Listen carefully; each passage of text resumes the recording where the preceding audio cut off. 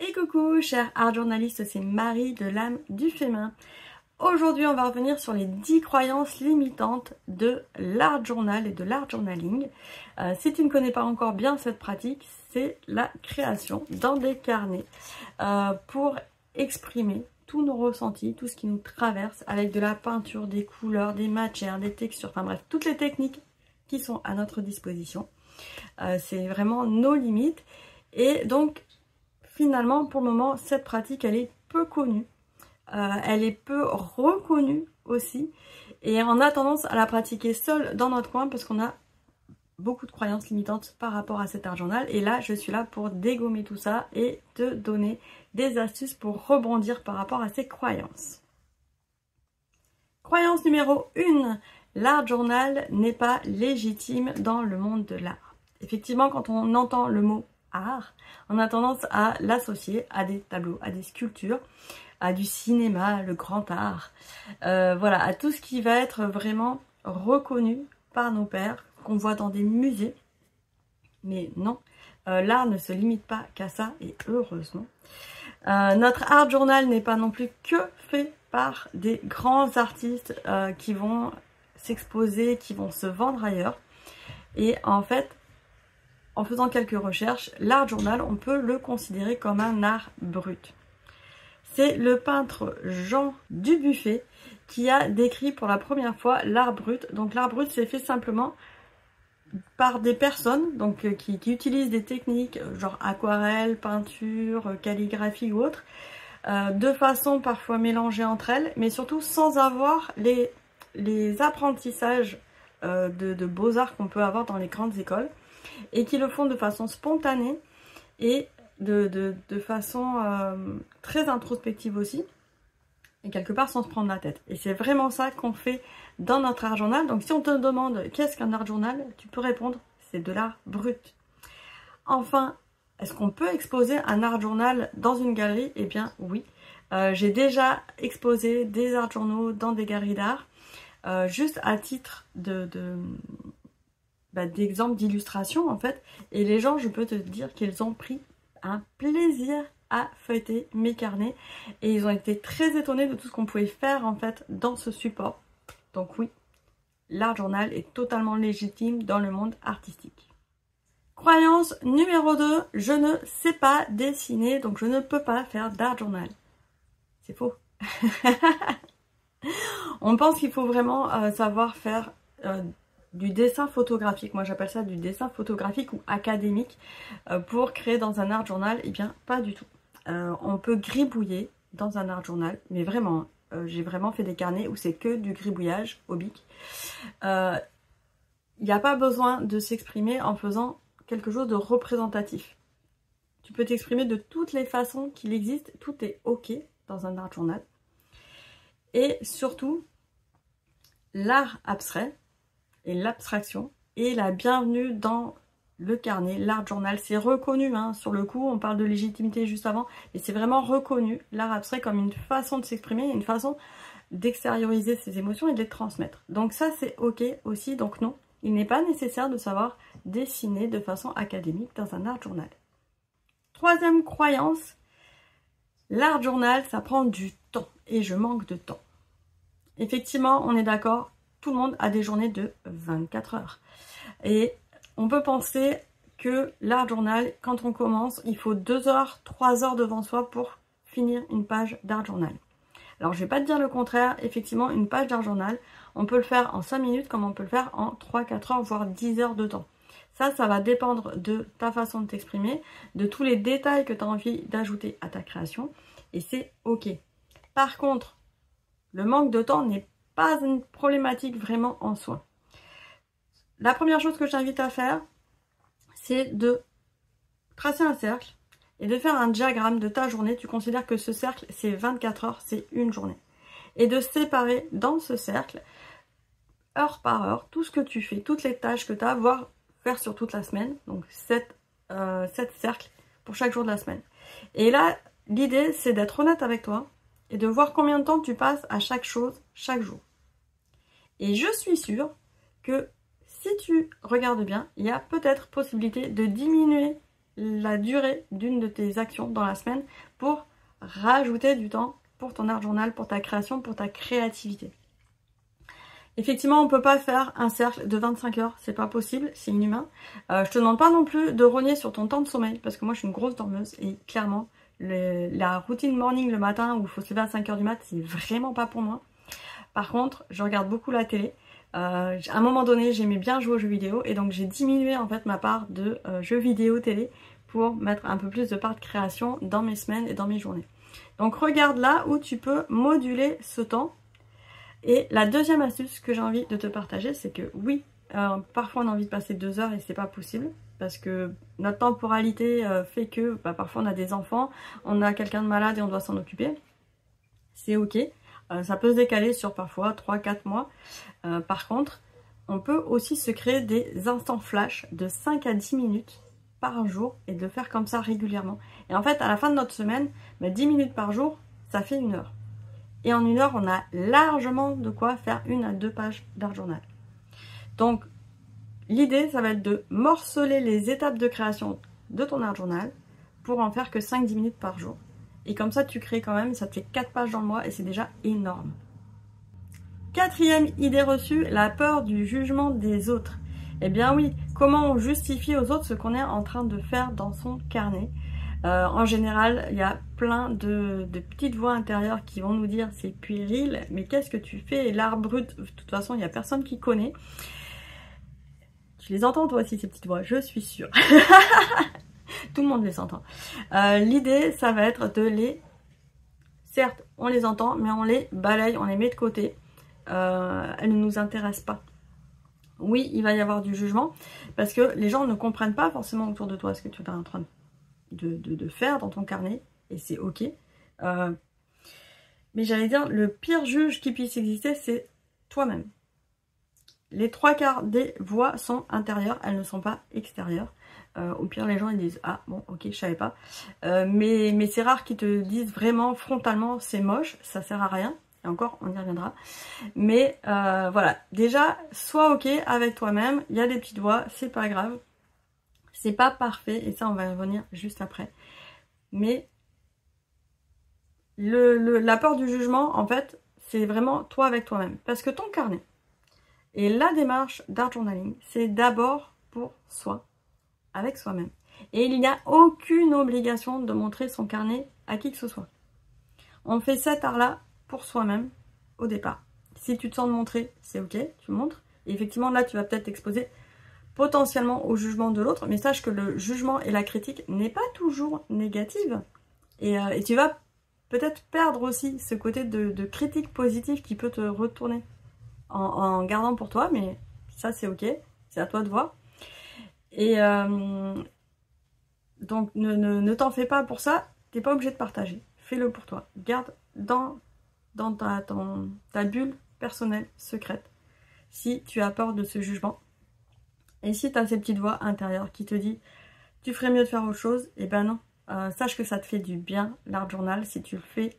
Si tu as envie, si tu as cet élan, et en général c'est vite viscéral hein, quand on ne fait pas suffisamment d'expression artistique, et bien c'est que tu as une part de toi qui en a vraiment besoin, ça la nourrit. Donc ne culpabilise pas, c'est ok de prendre ce temps-là pour cette activité, même si de prime abord, t'expliques pas pourquoi tu en as besoin. Il n'y a pas besoin de toujours mentaliser les choses. La 5e croyance de l'art journaling, c'est notre aspect perfectionniste. Il faut que ça soit beau à l'intérieur, il faut que tout soit pensé, tout soit réfléchi, tout soit contrôlé. Alors les personnes qui me connaissent déjà, hein, si tu es art journaliste et que tu me connais déjà, non. J'allais dire, l'art journal pour moi c'est l'antithèse du perfectionnisme. Et pour preuve, c'est qu'avant j'ai travaillé pendant 13 ans en laboratoire, de pathologie végétale, et donc tout était cadré, on avait des protocoles, il fallait bien nettoyer, et encore c'était dans l'agriculture, donc il y a quand même un peu plus d'aléas dans ce qui peut se manifester, surtout quand on est avec le vivant, mais quand même tout est strict, il faut tout expliquer, enfin voilà, c'est très oppressant, et moi j'ai tendance à être très perfectionniste aussi, mais dans le mauvais côté des choses, c'est que ça m'empêche de passer à l'action. Et donc je comprends cet aspect perfectionniste à un point que tu peux pas imaginer. Et quand j'ai découvert la pratique de l'art journal, j'ai eu une libération. Un espace où c'est pas grave de faire des tâches, un espace où c'est pas grave de laisser des petites empreintes de doigts toutes colorées parce qu'on en a mis de partout. Un espace où c'est pas grave si l'encre coule d'une page à l'autre et on rebondit dessus et c'est ok. Pour moi, c'est vraiment un espace de libération et ça m'a permis en fait de prendre les bons côtés, enfin de comprendre surtout les bons côtés du perfectionnisme où effectivement il y a un aspect de rigueur, mais par contre de lâcher les attentes. Dans un art journal, on apprend le lâcher prise et c'est dur. J'avoue, c'est très dur. Je comprends que ce soit frustrant d'avoir une coulure qui vient sur une page précédente qu'on avait trouvée trop belle et qu'on trouve vraiment bizarre derrière, voire moche. Par contre, ça va raconter quelque chose. Ton art journal, il raconte quelque chose de toi. D'avoir fait une coulure, ça veut dire que tu avais tout d'un coup lâché ta gestuelle et ton corps. Et c'est cette trace-là que ça va laisser dans cet art journal. Donc, sois ok avec le fait que rien n'est parfait dans un art journal. On revient sur le point précédent. D'abord, tu le fais pour toi. Donc, on revient encore sur le point d'avant. Le jugement, il est que intérieur. Explore le lâcher-prise dans ton art journal. L'art journal, il n'y en a aucun qui est parfait. D'ailleurs, en art journaling, on apprend à rebondir sur ce qui s'est passé. Sur les traces qu'on a laissées et quelque part à faire en sorte qu'elles vont s'intégrer naturellement dans la globalité du carnet. Donc pas de panique par rapport à ça. Si tu penses que tu n'es pas capable de faire aussi bien que sur les photos instagrammables, c'est totalement ok parce que sache qu'à derrière les petites photos qu'on voit sur Instagram ou sur les réseaux sociaux de façon générale, les plus belles photos, elles ont... Des fois on arrive vraiment à faire des petits chefs-d'œuvre, mais c'est souvent qu'il y a un brouillon sinon derrière. Il y a des explorations différentes avant d'arriver au visuel final qu'on va partager. Et parfois les trucs moches, il y a beaucoup de gens qui les partagent pas. Enfin, ce qu'on va considérer comme moche, c'est tout ce qu'on considère pas complètement comme abouti. Sauf que dans un art journal, il y a tout ça en même temps. Mais c'est vrai qu'on va pas toujours montrer toutes les pages qui ne sont pas abouties. Donc n'aie pas ce côté perfectionniste où pour toi, dans ton carnet, toutes les pages doivent être abouties. C'est faux, ça marche pas comme ça un art journal. 6e croyance, l'art journaling c'est fait pour les femmes et les hommes font autre chose. Effectivement, dans ma communauté, j'ai à peu près 99 à 98% de femmes et je trouve ça presque regrettable en fait. Je vous adore, hein, ça n'empêche pas, chers art journalistes, mais je trouve ça regrettable que les hommes n'ouvrent pas cette porte-là, mais en fin de compte, ils l'ouvrent, mais de façon un petit peu différente. Pour moi, l'art journal fait partie de la grande famille des carnets créatifs. Les carnets créatifs, on va y trouver le bullet journal, on va y trouver les scrapbooking, on va y trouver voilà, toutes ces choses-là. Et aussi le carnet de voyage et les carnets de croquis.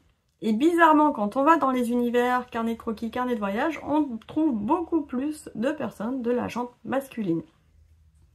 Pourquoi? Parce qu'ils ont une façon certainement de s'exprimer un petit peu différente. Et en fait, quand on y regarde de plus près, ils font de l'art journaling. C'est exactement la même chose, c'est juste des variantes parfois un peu plus spécifiques. Mais notre plus célèbre art journaliste, ça reste néanmoins Léonard de Vinci. Il faisait ses croquis, il écrivait à côté. Alors c'est pas non plus des carnets de voyage parce qu'il faisait pas de voyage. Enfin s'il en a fait, mais il parlait pas forcément de ses voyages. Il mettait tout ce qui sortait de son imagination dans ses carnets. Et en recherchant, j'ai déjà trouvé des expositions. Alors on parle plutôt de carnet de croquis, mais c'est pas vraiment non plus du croquis. Parce que des fois les gens y pensent, ils font voilà. Mais il existe des expositions de plus en plus de carnets de grands peintres. Alors, on revient un petit peu sur, c'est pas vraiment légitime parce que ils ont fait des tableaux, leur carnet c'est pas de l'art. Eh bien si, maintenant on en fait des expositions.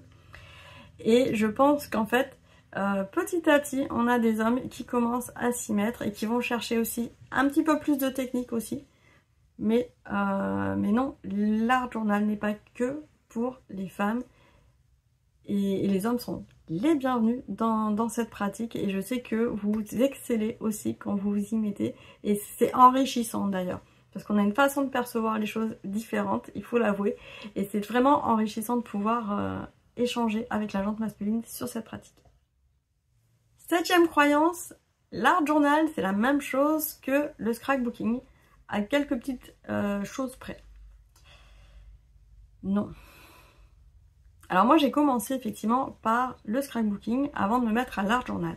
Mais en fait j'avais déjà, avant de me mettre au scrapbooking, des carnets dans lesquels je venais coller les choses que j'aimais bien dedans, écrire les poèmes, faire des petits dessins. Ça restait quand même dans un carnet plutôt scolaire avec des pages lignées, etc. Mais ça a été la transition et un retour finalement quand je suis passée à l'art journal, un retour aux sources. Et ma période scrapbooking vraiment intense, c'est aussi cette période-là qui m'a fait acheter beaucoup de matériel. C'était l'univers du scrapbooking. Le scrapbooking demande beaucoup plus de rigueur. Pourquoi? Parce que déjà on part d'une photo. La photo, on est là pour la sublimer, pour raconter son histoire et pouvoir la transmettre à nos proches et à nos générations futures. Franchement, en art journal, on se prend pas la tête. En art journal, on n'est pas là en train de penser aux générations futures. On n'est pas là en train de prendre la précaution pour que la photo elle soit super jolie. Et pas du tout.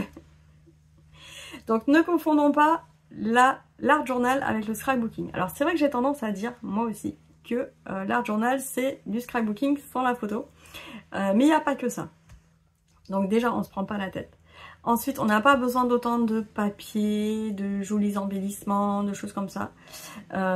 Et l'approche est totalement différente. Parce qu'en art journal, on peut avoir n'importe quel déclic. On ne part pas d'une photo.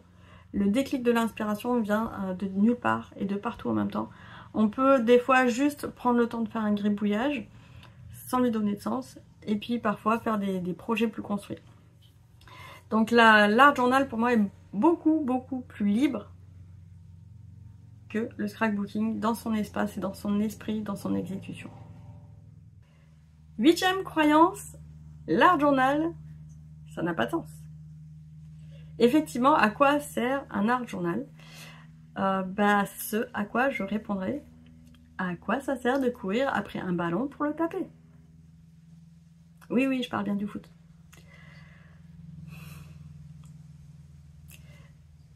Moi, je réponds simplement, l'art journal, ça sert à se faire du bien. À partir du moment où on prend plaisir à une pratique, il n'y a pas besoin d'avoir plus de sens à ça. Faut pas chercher plus loin. Effectivement, dans notre entourage, il y a des personnes qui ne vont pas comprendre à quoi ça sert un art journal, à quoi ça sert d'en faire. Comme il y en a qui ne comprennent pas pourquoi on court après un ballon ou pourquoi on va jouer aux cartes. Pourquoi on joue aux cartes d'ailleurs? Voilà, il y a plein de choses comme ça où on n'a pas forcément le sens de chaque activité, où on ne comprend pas l'intérêt. Et c'est ok si les autres ne comprennent pas, dans la mesure où nous, ça nous parle.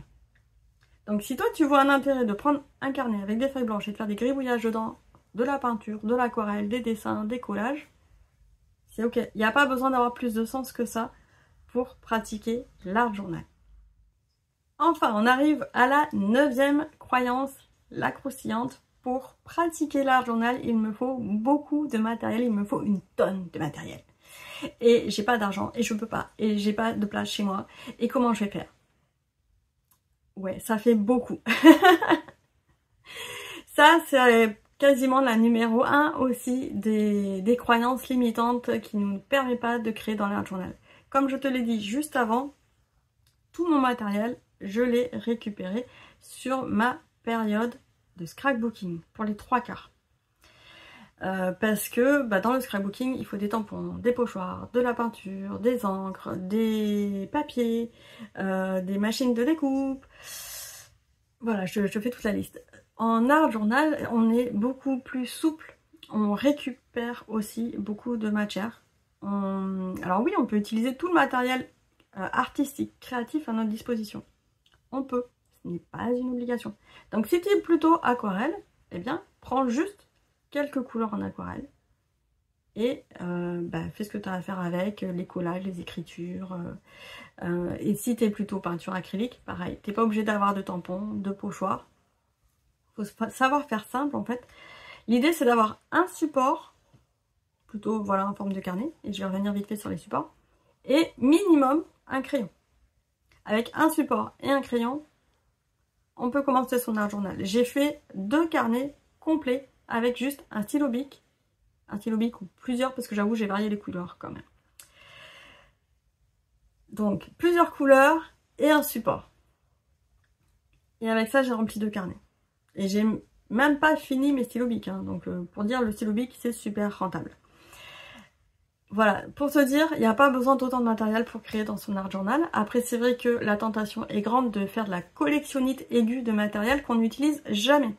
Et ça, c'est vraiment pas le bon plan, parce que c'est très frustrant. À la fin, on ne sait plus quoi choisir. C'est un peu pour ça que j'ai inventé le jeu de l'âme d'ailleurs. Ça permet de choisir quel matériel utiliser dans son art journal, entre autres. Mais voilà, t'as pas besoin de beaucoup de matériel. Prendre les fournitures scolaires de base. Quelques marqueurs, quelques feutres, quelques crayons, si tu veux un peu d'aquarelle ou de peinture ou de gouache. Il n'y a pas besoin d'avoir les 3 non plus. Et un support. On a tendance à penser que le support, c'est ce qui va coûter le plus cher. Non. Il est possible de prendre des petits carnets, il est possible de faire ce que j'appelle des junk journals, c'est-à-dire récupérer une brochure publicitaire plutôt de bonne qualité et on va peindre par-dessus ou coller par-dessus. Comme ça, ça fait un support gratuit. En support gratuit, il existe aussi les livres, les vieux livres dans les boîtes à livres que personne ne veut. Et dans ces cas-là, et puis en général, on prend des livres, j'allais dire, qui sont pas de super romans fantastiques, bref.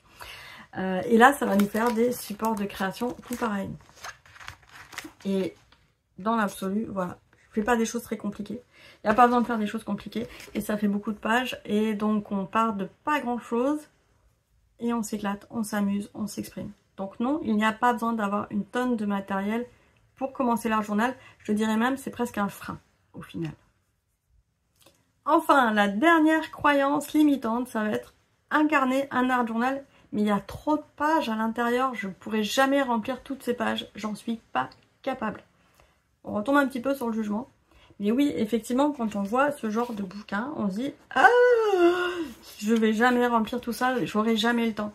Et j'aurai jamais assez d'imagination. » Et voilà. Donc, effectivement, ça peut faire un peu peur. Quand on prend un carnet à la place d'une page blanche. Et d'ailleurs, moi, ça me fait rire parce que des fois, je vois des gens, ils créent énormément sur des pages volantes. Et moi, j'arrive pas à prendre des pages en brouillon, en page volante. Je préfère faire ça dans un carnet. Parce qu'au moins, c'est tout de suite rangé dans un carnet. Alors qu'avoir des pages un peu dans tous les sens, à la fin, on ne sait plus où les ranger. Donc non, un art journal n'est jamais trop grand. Non, il ne faut pas en avoir peur. Il faut juste l'apprécier, l'appréhender. Donc déjà, je vais te donner 3 astuces pour appréhender cet espace de plusieurs feuilles blanches, qu'il soit grand, qu'il soit petit, peu importe, que les pages soient épaisses ou pas, ça c'est pas la question aujourd'hui. L'idée c'est de ne pas se laisser submerger et que ça soit pas oppressant, de se dire il y a toutes ces pages à remplir, comment je vais faire? Alors d'abord, quand tu prends un carnet, que tu dis je commence, ne lui donne pas, enfin tu peux lui donner une intention particulière à ton carnet, mais ne le limite pas trop, à moins que tu aies l'habitude. Quand tu as l'habitude, tu peux effectivement limiter vraiment l'usage d'un carnet, il n'y a pas de souci. Mais si c'est ton tout premier carnet, ne limite pas son usage, son intention. Au contraire, fais quelque chose dans lequel tu puisses être très libre d'expression.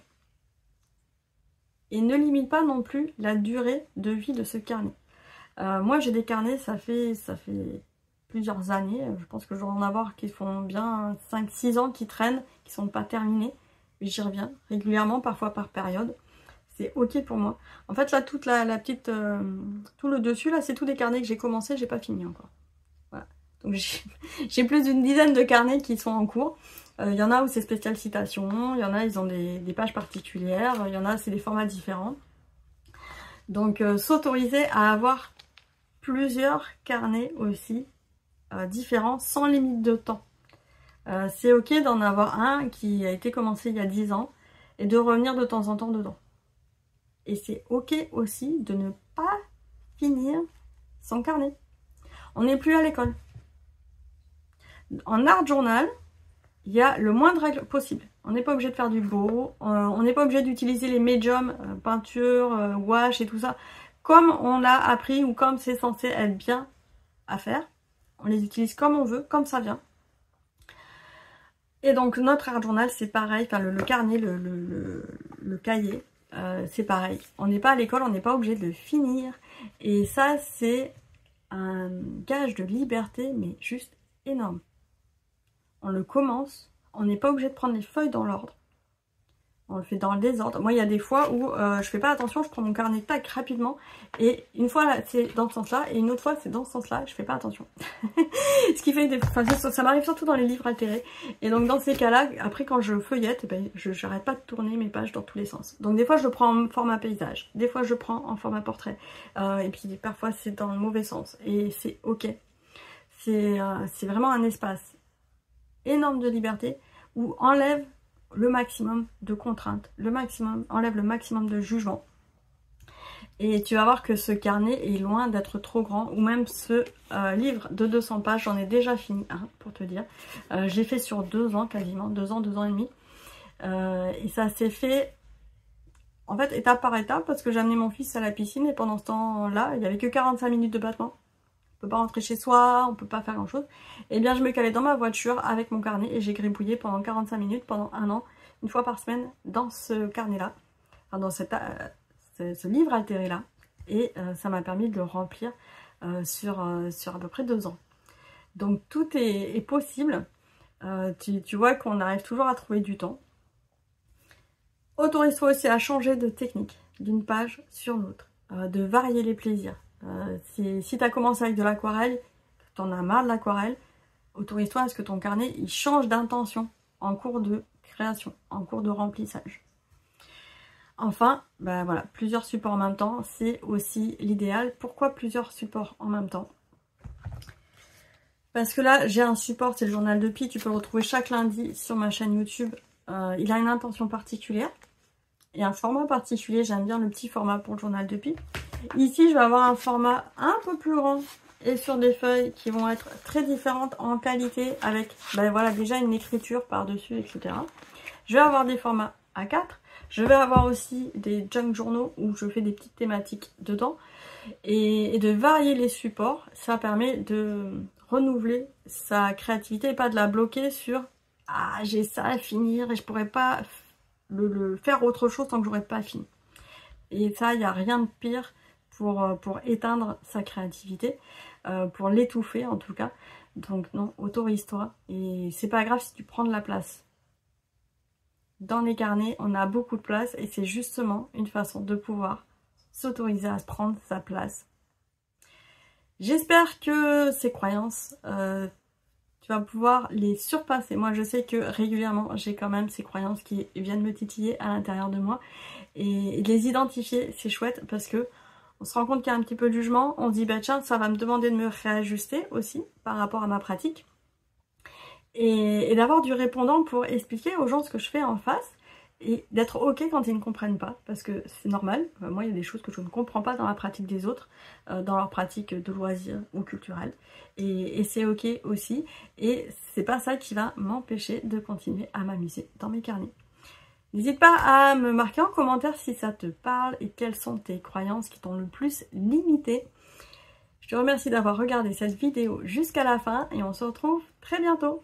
Ciao, ciao!